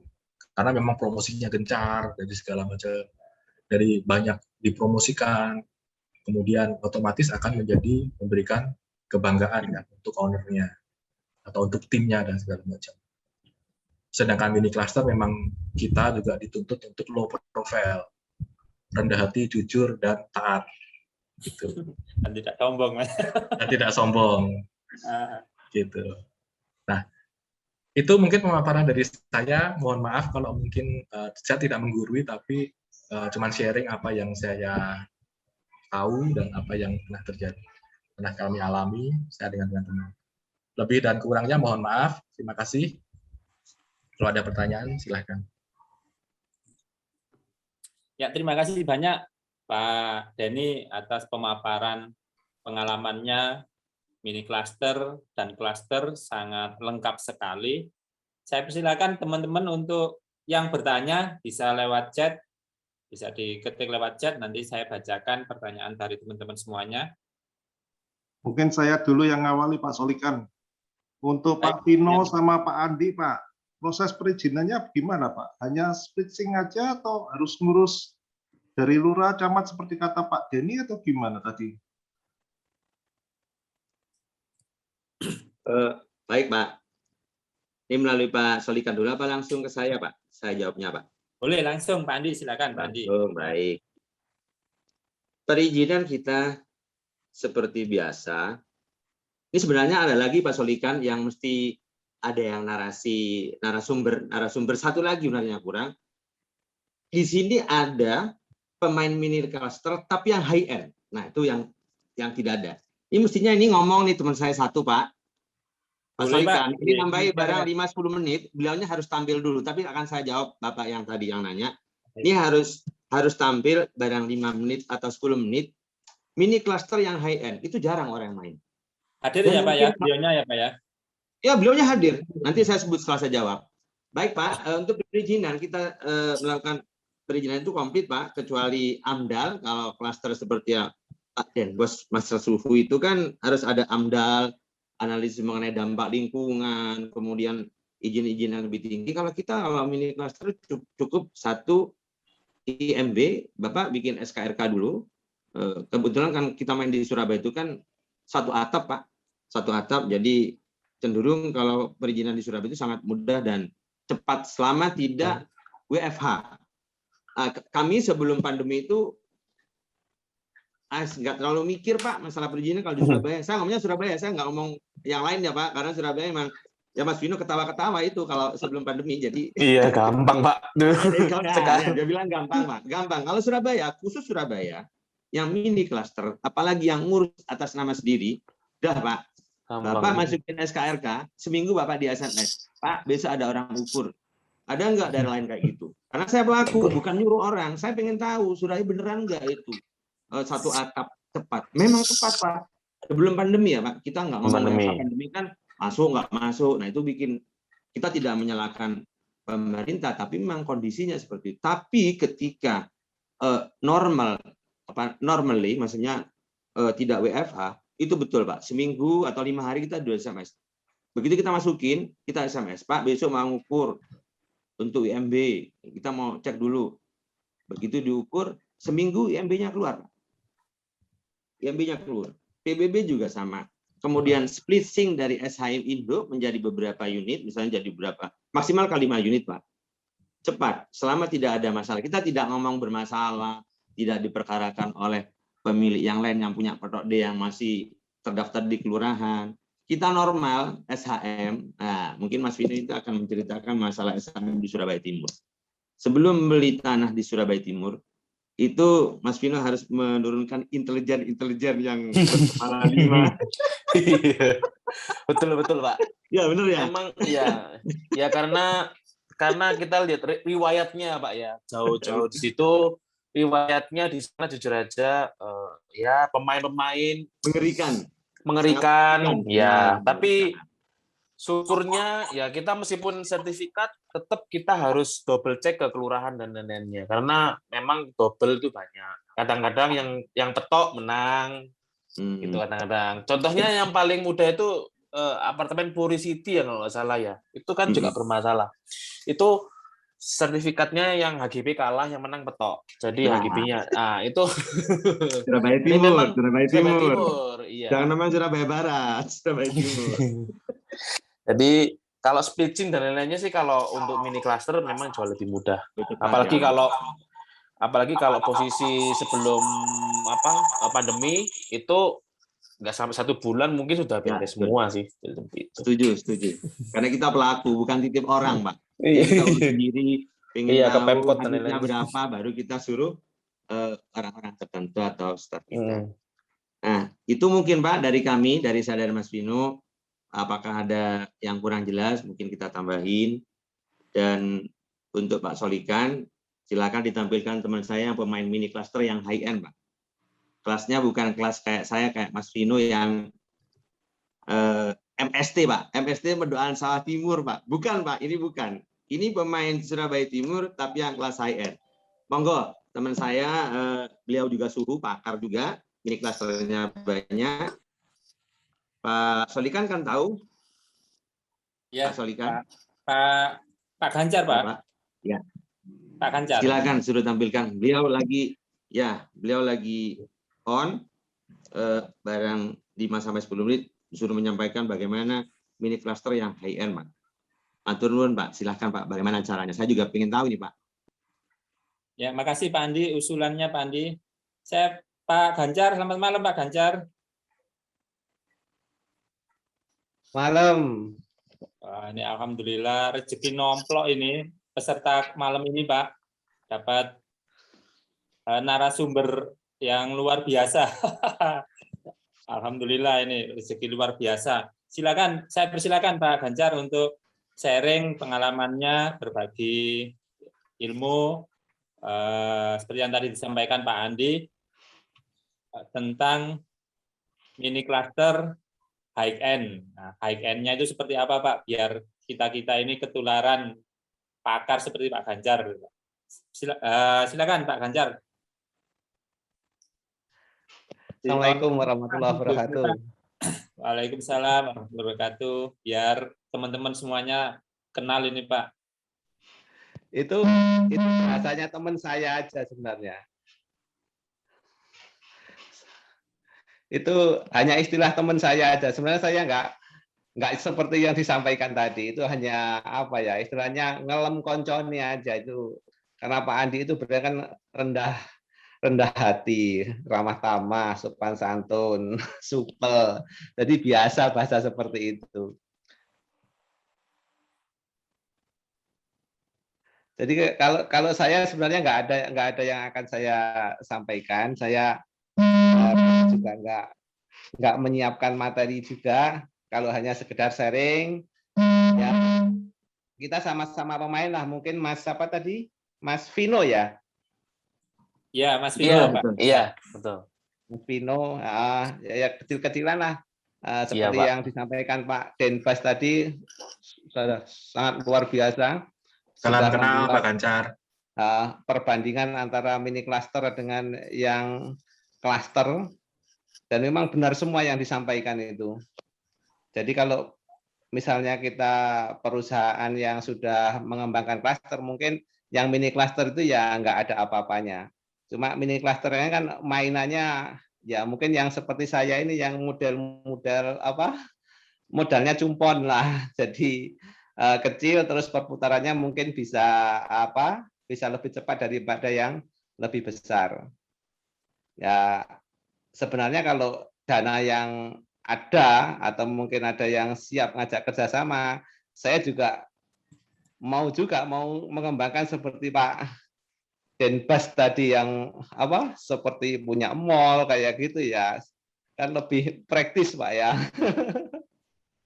Cuma nggak tahu juga saya untuk yang praktis itu apakah dengan sekarang ini bisa bertahan atau seperti apa kalau menggunakan dana pihak ketiga.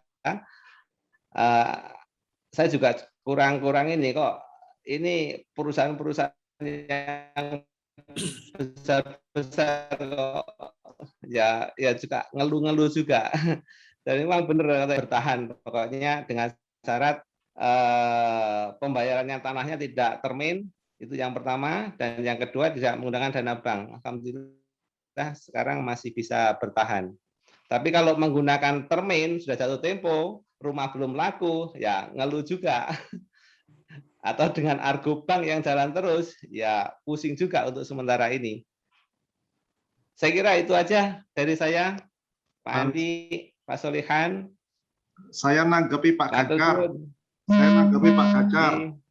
Mungkin bisa join di Bhinneka Property Club, Pak. Nanti kita ada strateginya gimana supaya bisa bertahan. Kalau sejauh yang saya alami, Pak, di Bhinneka Land, selama kita main di pasar kelas menengah ke bawah, itu kita masih dibutuhkan masyarakat, Pak. Penjualan masih tetap lancar, Pak. Jalan terus, Pak. Alhamdulillah. Langsung tersambung Pak Gancar, monggo di full up ngopi-ngopinya. Ya, join dulu di grup Telegramnya, Pak. Adi kan pengen main Insya ini Allah, Pak. insya Allah. Siapa tahu bisa kolaborasi kita nanti. Nah, setelah PPKM mau ngopi-ngopi lagi. Pak Zolikan, ini saya agak usul nih. Ini ada yang disembunyiin nih belum ditampilkan karena memang beliaunya itu sangat rendah hati dan saya tahu betul beliau lagi menembus sebuah perumahan. Di dalam perumahan itu dijadikan mini cluster. Beliaulah satu-satunya. Tapi dia nggak mau cerita, Pak. Ini ada, saya aja belum tembus, beliau sudah tembus dulu, Pak. Jadi dalam perumahan dibuat mini cluster, bukan mini cluster, ya mini cluster lah. 2 unit itu kan, 3 unit itu kan masuk kategori mini cluster. Cuman harga tanahnya itu loh, Pak. Harga tanah yang seperti disebutkan Denbas. Pak Denbas itu yang sekelas Lipo Karawaci, yang di Jati Bening yang harga-harga 15 juta. Beliau sekarang lagi on construction, Pak. Nah, itu beliau suruh cerita, Pak, itu. Mungkin beliau pasti paham, Pak, Solikan itu. Wah, mantap Pak Gancar. Ayo Pak, tadi permintaan dari sharing aja nanti enggak. Bukan pada tempatnya kalau di sini ini. Ini kan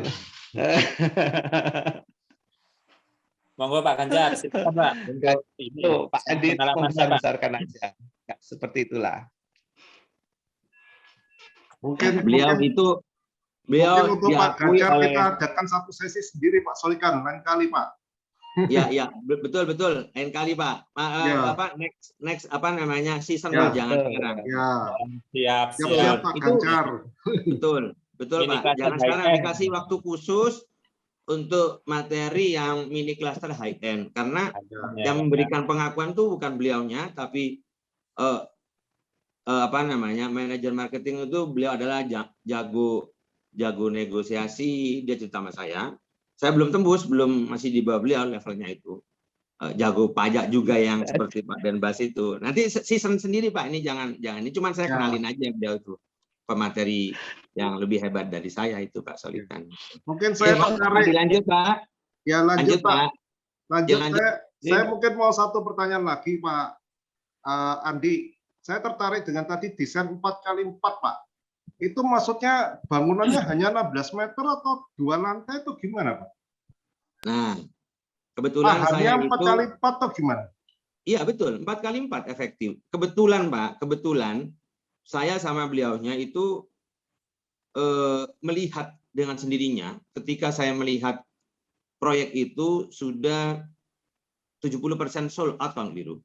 Jadi 4x4 2 lantai 16. Mereka jual kurang lebih 300 juta. Bapak bagi coba. Berapa kamar tidur, Pak? Satu. Satu.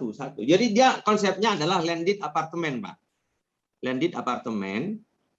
Mereka masuk kategori rumah maisonette, Pak. Cuman mereka punya infrastruktur bagus, Pak. Kalau rumah maisonette saya yang di Surabaya itu kan lebih besar dari itu, Pak. Jadi 4x13 lah. Cuman harganya kan seharga apartemen 2 bedroom, Pak, itu loh. Jadi itu masuk 4x4 itu full bangunan, Pak. Lahannya 4x4 full bangunan. Full. Parkir komunal. Ya konsepnya parkir komunal. Ini cocok untuk Pak Denbas sebenarnya, bukan level saya ini, karena kalau klaster menciptakan seperti itu, khusus klaster misalnya klaster maisonette house misalnya, dengan parkir komunal, beliau menjual itu, dan ini yang bikin anu loh Pak, developer besar loh Pak, bukan kelas kayak kami yang kecil. Mereka punya berapa ya? Mungkin ribuan hektar ya Pak. Bisa di KPR juga Pak itu berarti? Oh pasti Pak. Pasti Pak. Nah. Pasti Pak. Sold out Pak. Saya kemarin terakhir sold out itu. Cuman kami tidak bisa meniru itu karena 4x4 itu kan harus menyediakan parkir komunal. Sementara kalau mini cluster kita kan nggak punya Pak parkir komunal. Jadi mau nggak mau masuk ke dalam rumah itu loh Pak. Ya. Kalau seperti Master Suhu dan Bas itu kan bisa memungkinkan untuk membuat klaster yang maisonette gitu loh Pak. Karena menurut saya sangat menguntungkan. Bayangkan kalau 300 juta dibagi 16 itu kan sudah hampir 20 juta Pak per meter square. Sangat profitable menurut saya. Kita bangunan nggak sampai 20 juta. Sampai tanya Mas Vino, ada nggak bangunan kita 20 juta jual? Nggak ada Pak. Nggak ada, iya. Nggak ada, ya benar saja. Nah ini 4x4 Mas Vino, 4x4. 16 meter persegi, itu dijualnya 293, belum BPHTB, belum biaya lain-lain. Tetapnya 300 lebih. Lah praktis kan 20 juta per meter square. Daripada kalau sekarang, kelasnya Master Su dan Bas tuh, itu keren banget itu. Sebenarnya sekarang sedang booming Pak rumah seperti itu. Iya. Di Jakarta itu BSD ya yang sedang develop seperti itu kan. Harganya kalau nggak salah 4x8 ya, 4x8 atau 4x6 itu sekitar 600 sampai 800 dan habis Pak itu. 600 sampai 800 juta. Jadi konsepnya itu apart house. Jadi landed house kalau di sini bilangnya landed house. Landed apartemen. Jadi landed apartemen. Cuman itu tidak harus dicek lagi kalau untuk skala besar ya. Kalau untuk skala mini cluster itu mungkin bisa kita siasatikan. Tapi kalau untuk skala besar mungkin masing-masing daerah agak berbeda ya. Karena di Jakarta dengan di Tangerang itu berbeda Kalau di Jakarta itu minimal 60 luas tapaknya. 60. Kalau di daerah lain mungkin bisa. Nah, itu harus dicek juga sih seperti apa Peraturan daerah peraturannya. setempat mengenai luasan Betul, rumah. Pak. Mungkin itu salah satunya karena yang jelas rumah itu 16 meter persegi itu nyata dan berdiri, otomatis IMB dan segala perizinan yang lain pasti ada, karena itu adalah developer besar juga. Kemudian hebatnya sold out, dan beberapa memang developer besar itu juga melakukan, saya menemui lagi satu itu adalah rumah 4 kali 12, tapi bangunannya cuma 50 Pak, 50 meter persegi. 50 meter persegi 2 lantai. 600-an mereka jual. Wah, ini sangat luar biasa. Jadi pikiran-pikiran yang memasuki mindset saya itu, loh, ini developer besar juga bisa main seperti ini. Nah, kita juga harus bisa menyikapi, itu kan perumahan yang bukan di dalam kota ya Pak, artinya agak ke pinggir.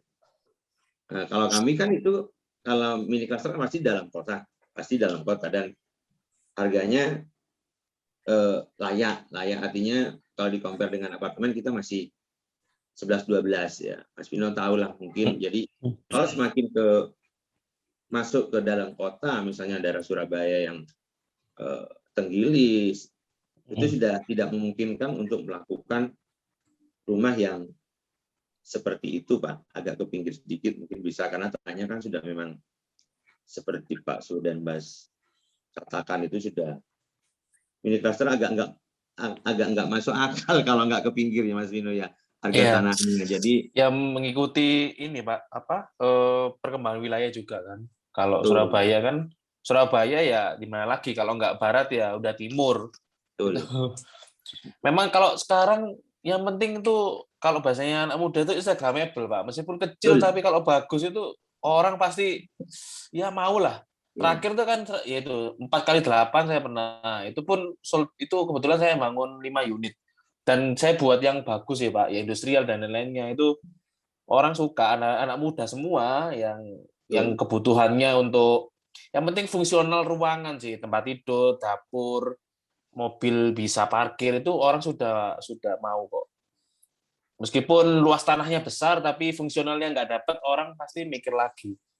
Kalau saya sih seperti itu. Bisa menjual ada anak muda itu. pertanyaan. Iya.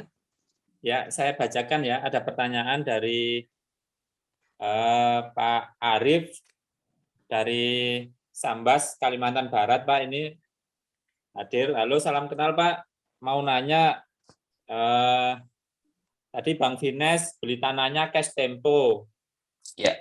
Terus gimana proses KPR-nya saat kita belum lunas bayar? Mungkin nanti yang lain Pak Denbas sama Pak Andi bisa cerita juga strategi mendapatkan lahannya ya, mungkin seperti itu Pak Andi nanti strategi memperoleh lahan mini clusternya, mungkin Pak Denbas pengalaman cara mendapatkan lahannya. Terima kasih, silakan Mas. Ini Vines dulu, silakan Mas. Iya, kalau saya ini pengalaman ya. Jadi kebetulan kalau saya sebelumnya ya, sebelum pandemi itu kan kebetulan saya dapat fasilitas sih, itu BNI Syariah dulu. Jadi KPR inden. Kebetulan kan saya juga inden, jadi pembangunan rumah itu saya kalau sudah deal semua ya sama customer, pemberkasan awal sudah benar, customer juga screening awal ke bank sudah benar. Nah, kalau kebetulan orangnya mau ke BNI Syariah ya, karena saya ada fasilitas BNI Syariah itu, saya bisa KPR inden. Jadi setelah saya split ya kan, meskipun pembayarannya tempo ya itu tergantung negosiasi juga sih pada itu. Karena negosiasi tanah saya nembusi ke orangnya itu nggak tahu kenapa kebetulan orangnya juga oke, karena kan saya menceritakan awal dulu bahwa saya jual lagi, saya buat bisnis bukan buat saya sendiri. Mungkin pembayarannya di awal orangnya kita mau ikut dulu minta 50%, udah saya kasih 50%. Sisanya kalau sudah pecah ya sertifikatnya. Nah, itu pun saya masih pinjam nama. tapi saya buat PPJP dan kuasa menjual. Jadi biar orangnya juga kalau langsung saya AJB-kan ke saya kan pasti orangnya nggak percaya. Nah, jadi ketika sudah split dan kebetulan misalnya saya 2 unit ya, dan itu salah satu KPR ya, nanti yang splitnya itu saya masukkan BNI Syariah untuk pencairannya ke saya dan customer juga sudah nyicil gitu setiap bulannya. Nah, dari pencairannya ke saya pada saat itu dari BNI Syariah itu saya sudah dapat ini ya jadi perhitungannya itu ada sendiri. Oh, ini kamu untuk melunasi tanahnya. Jadi saya bayar 50%-nya untuk tanah. Nah, sisanya ini 50% selanjutnya itu kita termin sesuai progres pembangunan.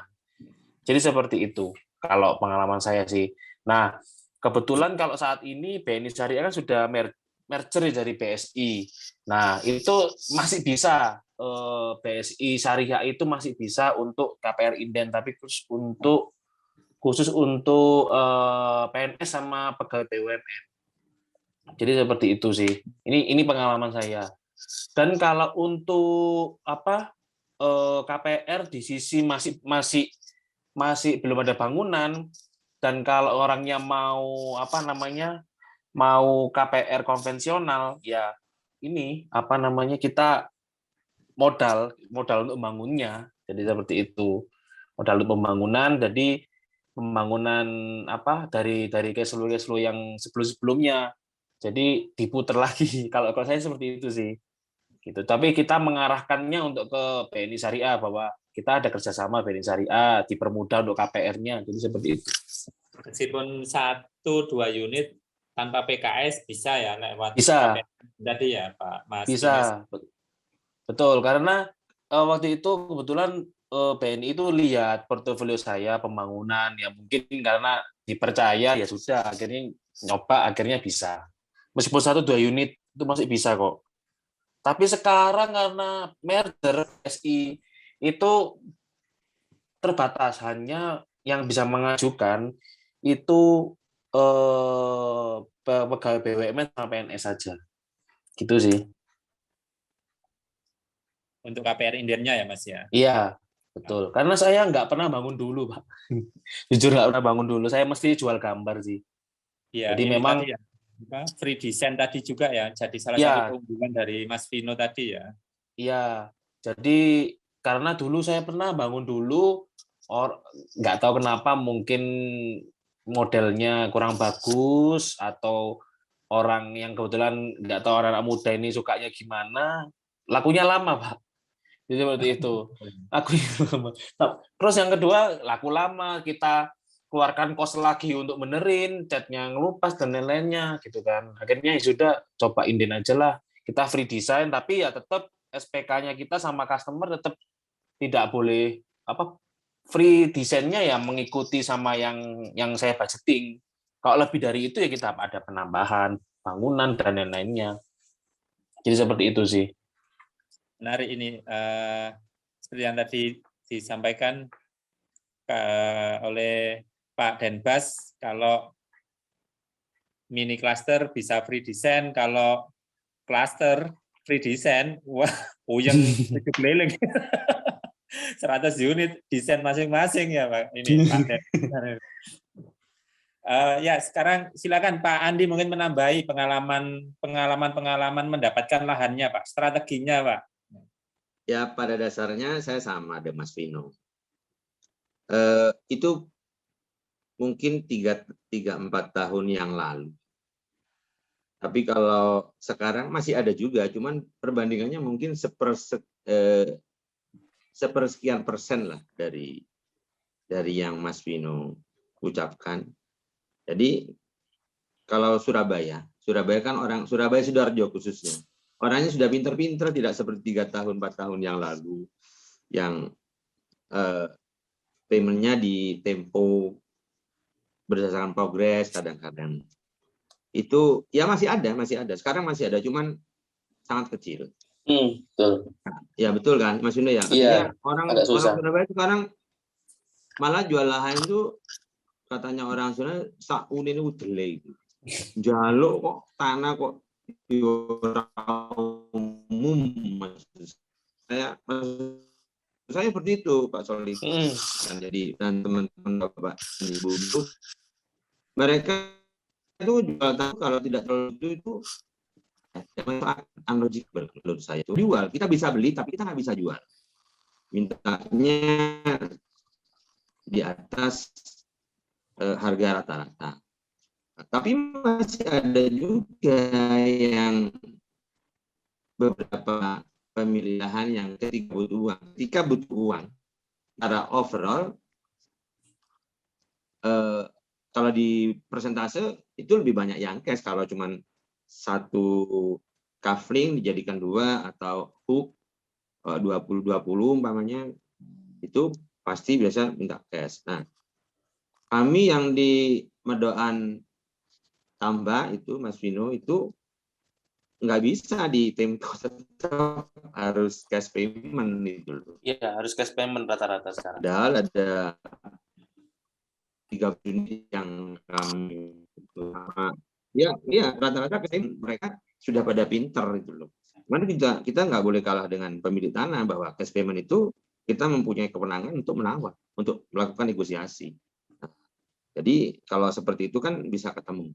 Jadi kalau Mas Vin itu awalnya itu adalah pemuda yang hebat, yang punya keberanian yang luar biasa, dengan seumur beliau itu, saya acungkan 2 jempol, berarti luar biasa itu loh dalam hal-hal negosiasi. Mungkin itu dulu ya.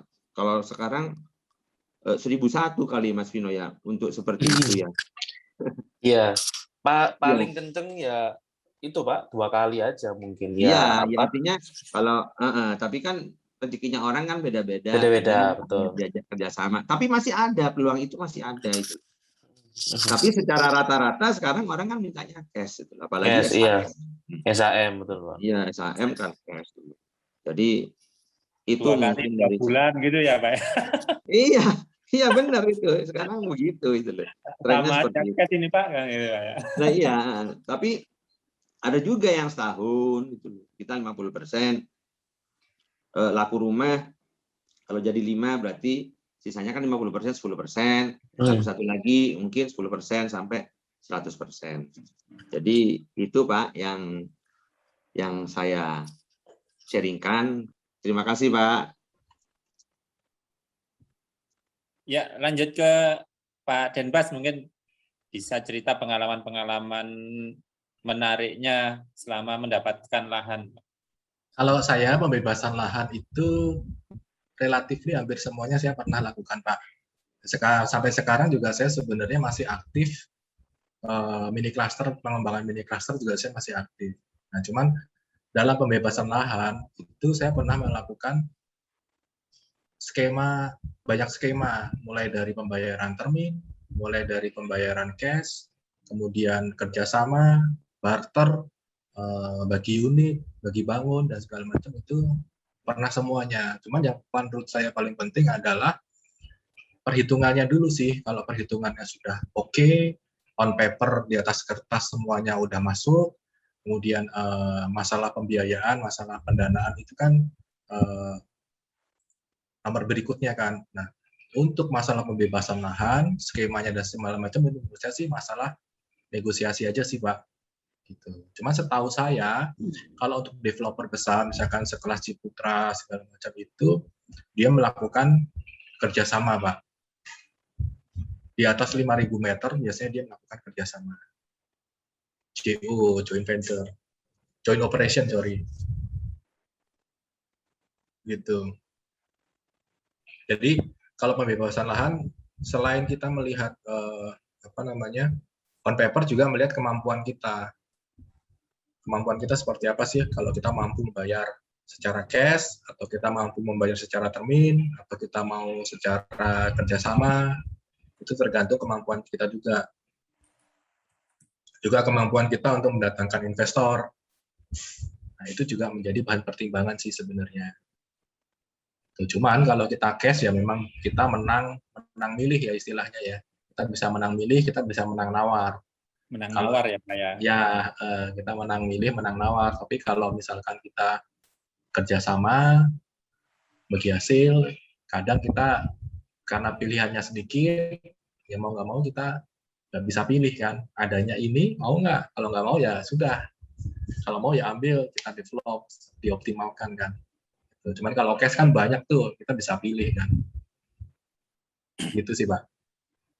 Baik, terima kasih banyak Pak Denpas, pemaparan materinya, Mas Vino, kemudian juga Pak Andi, pengalaman-pengalamannya yang sangat luar biasa, menginspirasi, saya yakin sangat menginspirasi buat teman-teman semuanya.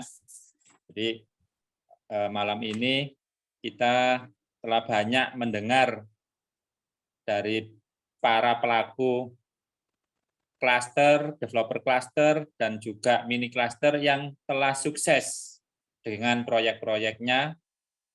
Dan buat teman-teman semuanya yang ingin bergabung dengan kita komunitas Bhinneka Property Club atau ingin belajar bagaimana menjadi developer, baik mulai 1-2 unit sampai ratusan seperti Pak Denbas tadi. Nah, Bhinneka Property Club adalah pilihan yang tepat buat teman-teman untuk belajar mengembangkan keterampilan menjadi developer yang sukses, bahkan sejak usia muda. Untuk bisa join di BBC, teman-teman bisa gabung di join Telegram grupnya di Bhinneka Property Club atau juga di situs websitenya www.bhinneka.club. Untuk sebelum saya akhiri, ada video yang akan bisa kita saksikan bersama-sama. Saya persilakan untuk ditampilkan videonya.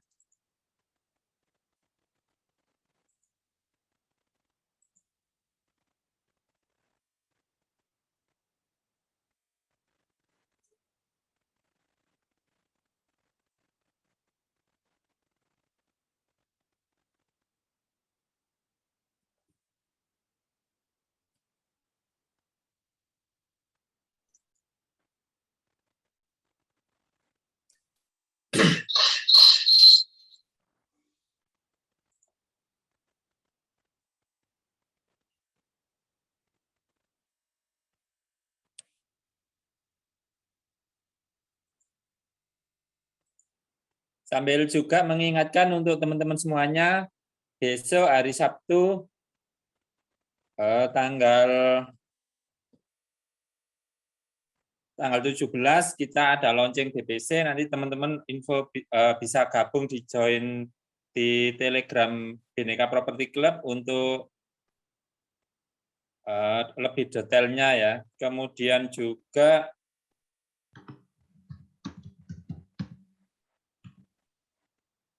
tanggal 14 Agustus ada free webinar juga tentang strategi mendapatkan KYG dan KPL. Barangkali ada yang mau join, silakan gabung di grup Telegram, linknya akan dibagikan di sana nanti pada hari Sabtu.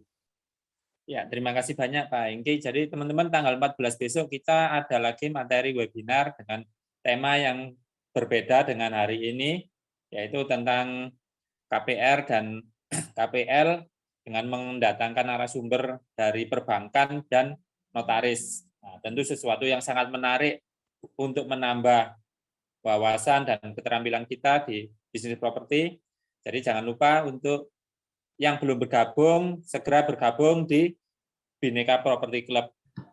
Sekali lagi saya sampaikan terima kasih banyak Pak Andi, Pak Mas Vino, dan Pak Denny Basuki atas sharing pengalamannya. Dan buat Bapak Ibu semuanya, saya sampaikan terima kasih sudah bergabung di BBC dan webinar malam ini. Atas segala kekurangan, saya sampaikan mohon maaf yang sebesar-besarnya. Saya sampaikan selamat malam. Assalamualaikum Selamat malam. warahmatullahi wabarakatuh semuanya. Waalaikumsalam warahmatullahi wabarakatuh. Waalaikumsalam. Selamat malam. Terima kasih semua.